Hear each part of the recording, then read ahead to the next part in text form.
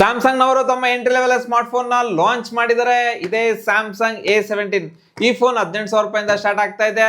ಇದನ್ನ ನೀವು ತಗೊಳ್ಬೋದಾ ಬೇಡವಾ ಅಂತ ಈ ವಿಡಿಯೋದಲ್ಲಿ ಹೇಳ್ತೀನಿ.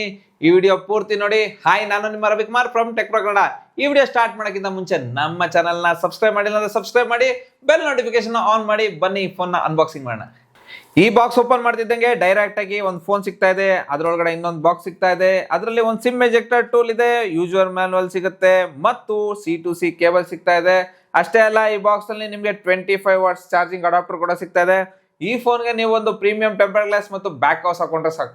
ಈ ಫೋನ್ ನ ಡಿಸೈನ್ ಸ್ವಲ್ಪ ಪ್ರೀಮಿಯಂ ಆಗಿದೆ, ನೋಡೋದಕ್ಕೆ ಪರವಾಗಿಲ್ಲ, ಚೆನ್ನಾಗಿದೆ. ಇದರ ಬ್ಯಾಕ್ ಪಾಲಿಕಾರ್ಬನೇಟ್ ಇದೆ, ಗ್ಲಾಸ್ ಫಿನಿಶಿಂಗ್ ಸಿಗುತ್ತೆ. ಇದರ ಫ್ರೇಮ್ ಕೂಡ ಪಾಲಿಕಾರ್ಬನೇಟ್ ಇಂದ ಮಾಡಲಾಗಿದೆ, ಮ್ಯಾಟ್ ಫಿನಿಶಿಂಗ್ ಇದೆ. ಈ ಫೋನ್ 3 ಕಲರ್ ಅಲ್ಲಿ ಸಿಗ್ತಾ ಇದೆ. ಈಗ ನಮ್ಮ ಹತ್ರ ಇರೋದು ಗ್ರೇ ಕಲರ್.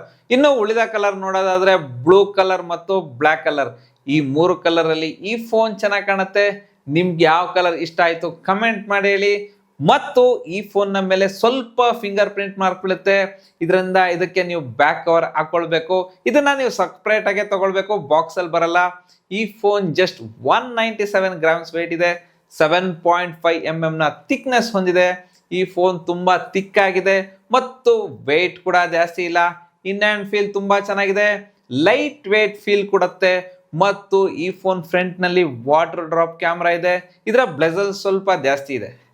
ಈ ಫೋನ್ ಕಡೆ ಸ್ಪೀಕರ್ ಇದೆ, USB ಚಾರ್ಜಿಂಗ್ ಪೋರ್ಟ್ ಇದೆ, ಮೈಕ್ರೋಫೋನ್ ಇದೆ ಮತ್ತು ಲೆಫ್ಟ್ ಹ್ಯಾಂಡ್ ಸೈಡ್ ನಲ್ಲಿ ಹೈಬ್ರಿಡ್ ಕಾರ್ಡ್ ಸ್ಲಾಟ್ ನ ಕೊಟ್ಟಿದ್ದಾರೆ. ಇದರಲ್ಲಿ 1 ಸಿಮ್ ಮತ್ತು 1 ಮೆಮರಿ ಕಾರ್ಡ್ ಹಾಕಬಹುದು. ಮತ್ತು ರೈಟ್ ಹ್ಯಾಂಡ್ ಸೈಡ್ ನಲ್ಲಿ ಪವರ್ ಬಟನ್ ಮತ್ತು ವಾಲ್ಯೂಮ್ ಅಪ್ ಅಂಡ್ ಡೌನ್ ಇದೆ. ಮತ್ತು ಈ ಫೋನ್ ನ ಮೇಲೆ ಮೈಕ್ರೋಫೋನ್ ಇದೆ. ಈ ಫೋನ್ ನಲ್ಲಿ ನಿಮಗೆ ಸಿಂಗಲ್ ಸ್ಪೀಕರ್ ಸಿಗ್ತಾ ಇದೆ. ಇದರ ಸೌಂಡ್ ಕ್ವಾಲಿಟಿ ಡೀಸೆಂಟ್ ಆಗಿ ಚೆನ್ನಾಗಿದೆ. ಡ್ಯೂಯಲ್ ಸ್ಪೀಕರ್ ಕೊಟ್ಟಿದ್ರೆ ಇನ್ನೂ ಚೆನ್ನಾಗಿರ್ತಿತ್ತು, ಆದ್ರೆ ಕೊಟ್ಟಿಲ್ಲ. ಇದರ ಸೌಂಡ್ ನೀವೇ ಕೇಳಿ.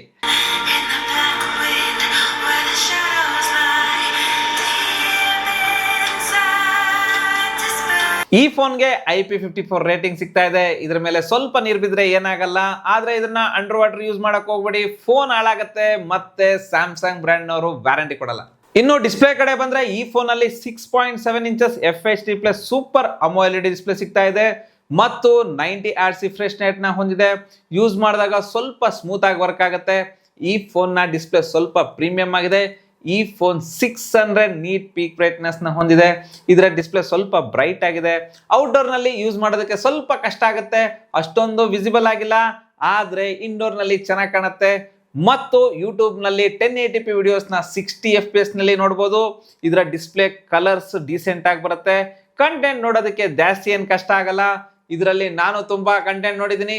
ಈ ಫೋನ್ ನ ಡಿಸ್ಪ್ಲೇ ಇಷ್ಟ ಆಗುತ್ತೆ. ಈ ಫೋನ್ 3 ವೇರಿಯಂಟ್ ನಲ್ಲಿ ಬರ್ತಾ ಇದೆ. 6GB RAM 128GB storage, 8GB RAM 128GB storage ಮತ್ತು 8GB RAM 256GB ಸ್ಟೋರೇಜ್. ಈ 3 ವೇರಿಯಂಟ್ ನಲ್ಲಿ ನಿಮ್ಗೆ ಯಾವ ವೇರಿಯಂಟ್ ಬೇಕೋ ಆ ವೇರಿಯಂಟ್ ನ ತಗೊಳ್ಳಿ. ಈ ಫೋನ್ 18,000 ರೂಪಾಯಿಂದ ಸ್ಟಾರ್ಟ್ ಆಗ್ತಾ ಇದೆ. ಇನ್ನು ಇದರ ಪರ್ಫಾರ್ಮೆನ್ಸ್ ಬಗ್ಗೆ ಮಾತಾಡೋದಾದ್ರೆ ಈ ಫೋನ್ ಅಲ್ಲಿ Exynos 1330 ಪ್ರೊಸೆಸರ್ ಸಿಗ್ತಾ ಇದೆ. ಈ ಪ್ರೊಸೆಸರ್ ಪರವಾಗಿಲ್ಲ, ಚೆನ್ನಾಗಿದೆ. ಇದರಲ್ಲಿ LPDDR4X RAM ಮತ್ತು UFS 2.2 ಸ್ಟೋರೇಜ್ ಸಿಗ್ತಾ ಇದೆ. ಈ ಫೋನ್ ನಲ್ಲಿ 4 lakh ಪ್ಲಸ್ ಆಂತಿತು ಸ್ಕೋರ್ ಇದೆ ಮತ್ತು 89% CPU ಥ್ರೋಟಲ್ ಇದೆ. BGMI ನಲ್ಲಿ ಸ್ಮೂತ್ ಆಪ್ಷನ್ ಅಲ್ಲಿ ಹೈ ಗ್ರಾಫಿಕ್ ನ ಇಡಬಹುದು, ಅಂದ್ರೆ 30 FPS ಗೇಮಿಂಗ್ ಸಪೋರ್ಟ್ ಸಿಗುತ್ತೆ. ಈ ಫೋನ್ ಅಲ್ಲಿ ಸ್ವಲ್ಪ ಗೇಮ್ ಆಡಿದೆ, ನನ್ನ ಗೇಮಿಂಗ್ ಎಕ್ಸ್ಪೀರಿಯನ್ಸ್ ಚೆನ್ನಾಗಿತ್ತು, ಆದ್ರೆ ಈ ಫೋನ್ ಸ್ವಲ್ಪ ಓವರ್ ಹಿಟ್ ಆಯ್ತು. ಗೇಮ್ಸ್ಗೋಸ್ಕರ ಈ ಫೋನ್ ಅಷ್ಟೊಂದು ಚೆನ್ನಾಗಿಲ್ಲ. ಗೇಮ್ಸ್ ಆಡುವಾಗ ಯಾವುದೇ ಫ್ರೇಮ್ ಡ್ರಾಪ್ ಆಗಲ್ಲ, ಆದ್ರೆ ಲ್ಯಾಕ್ ಫೀಲ್ ಆಗುತ್ತೆ. ಇದರಲ್ಲಿ ಸ್ಮೂತ್ ಗೇಮಿಂಗ್ ಎಕ್ಸ್ಪೀರಿಯನ್ಸ್ ಸಿಗೋದಿಲ್ಲ. ಗೇಮ್ಸ್ಗೋಸ್ಕರ ಈ ಫೋನ್ ತಗೊಳಕ್ ಹೋಗ್ಬಿಡಿ. ಮತ್ತು ಈ ಫೋನ್ ಸ್ವಲ್ಪ ಹೀಟ್ ಆಗುತ್ತೆ, ಆದ್ರೆ ಬೇಗ ಕೂಲ್ ಕೂಡ ಆಗುತ್ತೆ. ಈಗ ಇದರ ಸಾಫ್ಟ್ವೇರ್ ಕಡೆ ಬಂದ್ರೆ ಈ ಫೋನ್ One UI 7 ಮತ್ತು Android 15 ನಲ್ಲಿ ಬರ್ತಾ ಇದೆ. ಈ ಫೋನ್ಗೆ 6 ವರ್ಷ OS ಅಪ್ಡೇಟ್ ಮತ್ತು 6 ವರ್ಷ ಸೆಕ್ಯೂರಿಟಿ ಅಪ್ಡೇಟ್ ಸಿಗ್ತಾ ಇದೆ. ಈ ಫೋನ್ ನ 6 ವರ್ಷ ಆರಾಮಾಗಿ ಯೂಸ್ ಮಾಡಬಹುದು. ಲಾಂಗ್ ಟೈಮ್ ಯೂಸ್ ಮಾಡೋರಿಗೆ ಈ ಫೋನ್ ಚೆನ್ನಾಗಿದೆ. ಮತ್ತು ಇದರ UI ನಲ್ಲಿ ಅನ್ನೆಸರಿ ಆಪ್ಸ್ ಬರುತ್ತೆ, ಅದನ್ನ ನೀವು ಅನ್ಇನ್ಸ್ಟಾಲ್ ಕೂಡ ಮಾಡಬಹುದು. ಈ One UI ತುಂಬಾ ಅಪ್ಗ್ರೇಡ್ ಆಗಿದೆ, ತುಂಬಾ ಕಸ್ಟಮೈಸೇಷನ್ ಆಪ್ಷನ್ ಸಿಗುತ್ತೆ. ಇದರ ಜೊತೆಗೆ ತುಂಬಾ AI ಫೀಚರ್ಸ್ ಕೂಡ ಸಿಗ್ತಾ ಇದೆ. ಇನ್ನು ಈ ಫೋನ್ ನ ಕ್ಯಾಮ್ರಾ ಕಡೆ ಬಂದ್ರೆ ಇದರಲ್ಲಿ 50MP ಮೇನ್ ಕ್ಯಾಮ್ರಾ ಇದೆ, 5MP ಅಲ್ಟ್ರಾ ವೈಡ್ ಕ್ಯಾಮ್ರಾ ಇದೆ ಮತ್ತು 3ನೇದು 2MP ಮ್ಯಾಕ್ರೋ ಕ್ಯಾಮ್ರಾ ಇದೆ. ಈ ಫೋನ್ ತೆಗೆಯೋ ಫೋಟೋಸ್ ತುಂಬಾ ಚೆನ್ನಾಗಿದೆ. ಕಲರ್ಸ್ ಮತ್ತು ಸ್ಕಿನ್ ಟೋನ್ ತುಂಬಾ ಚೆನ್ನಾಗಿದೆ. ಲೈಟ್ ಕಂಟ್ರೋಲ್ ಚೆನ್ನಾಗಿದೆ. ಫೋಟೋಸ್ ಮತ್ತೆ ವಿಡಿಯೋಸ್ ಅಲ್ಲಿ 10x ನ ಝೂಮ್ ಮಾಡಬಹುದು.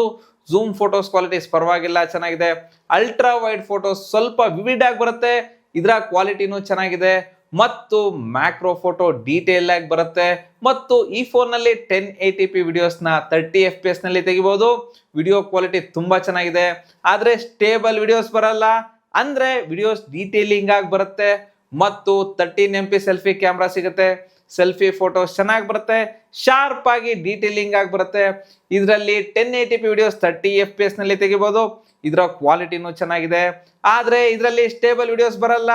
ಅಂದ್ರೆ ಈ ಪ್ರೈಸ್ ರೇಂಜ್ಗೆ ಇದರ ಕ್ಯಾಮ್ರಾ ಕ್ವಾಲಿಟಿ ಚೆನ್ನಾಗಿದೆ. ಇದನ್ನ ಬೆಸ್ಟ್ ಕ್ಯಾಮ್ರಾ ಫೋನ್ ಅಂತಾನೆ ಹೇಳ್ಬೋದು. ಇನ್ನು ಇದರ ಸೆಕ್ಯೂರಿಟಿ ಕಡೆ ಬಂದ್ರೆ ಈ ಫೋನ್ ಅಲ್ಲಿ side mounted finger print sensor ಇದೆ. ಇದು ತುಂಬಾ ಫಾಸ್ಟ್ ಆಗಿ ವರ್ಕ್ ಆಗುತ್ತೆ ಮತ್ತು ಫೇಸ್ ಅನ್ಲಾಕ್ ಇದೆ, ಇದು ಕೂಡ ಫಾಸ್ಟ್ ಆಗಿ ವರ್ಕ್ ಆಗುತ್ತೆ. ಈ ಫೋನ್ ಅಲ್ಲಿ 5000 mAh ಬ್ಯಾಟರಿ ಸಿಗ್ತಾ ಇದೆ. ಇದು 25 ವಾಟ್ಸ್ ಚಾರ್ಜಿಂಗ್ ಸಪೋರ್ಟ್ ಮಾಡುತ್ತೆ. 60 ಮಿನಿಟ್ಸ್ ಅಲ್ಲಿ 0 to 100% ಫುಲ್ ಚಾರ್ಜ್ ಆಗುತ್ತೆ. 1 ಡೇ ಬ್ಯಾಟರಿ ಬ್ಯಾಕಪ್ ಆರಾಮಾಗಿ ಬರುತ್ತೆ. ಇನ್ನು ಕನೆಕ್ಷನ್ ಕಡೆ ಬಂದ್ರೆ ಇದರಲ್ಲಿ ಮಲ್ಟಿಪಲ್ 5G ಬ್ಯಾಂಡ್ ಸಿಗುತ್ತೆ, ವೈಫೈ 5 ಇದೆ, ಬ್ಲೂಟೂತ್ 5.3 ಸಿಗ್ತಾ ಇದೆ ಮತ್ತು NFC ಕೂಡ ಸಿಗುತ್ತೆ. ಅವಶ್ಯಕತೆ ಇರೋ ಎಲ್ಲಾ ಕನೆಕ್ಷನ್ ಸಿಗ್ತಾ ಇದೆ. ಸೊ ಈ ಪ್ರೈಸ್ ರೇಂಜ್ಗೆ ಈ ಫೋನ್ ಚೆನ್ನಾಗಿದೆ, ಈ ಫೋನ್ ತಗೊಳ್ಬಹುದು. ಮತ್ತು ಈ ಫೋನ್ ಬಗ್ಗೆ ನಿಮ್ಗೆ ಅನ್ಸು ಅಂತ ಕಮೆಂಟ್ ಮಾಡಿ ಹೇಳಿ. ಈ ರೀತಿ ಟೆಕ್ ವಿಡಿಯೋಸ್ಗಾಗಿ ನಮ್ಮ ಚಾನೆಲ್ನ ಸಬ್ಸ್ಕ್ರೈಬ್ ಮಾಡಿಲ್ಲ ಅಂದ್ರೆ ಸಬ್ಸ್ಕ್ರೈಬ್ ಮಾಡಿ. Ravikumar signing off. Thank you, ಧನ್ಯವಾದಗಳು.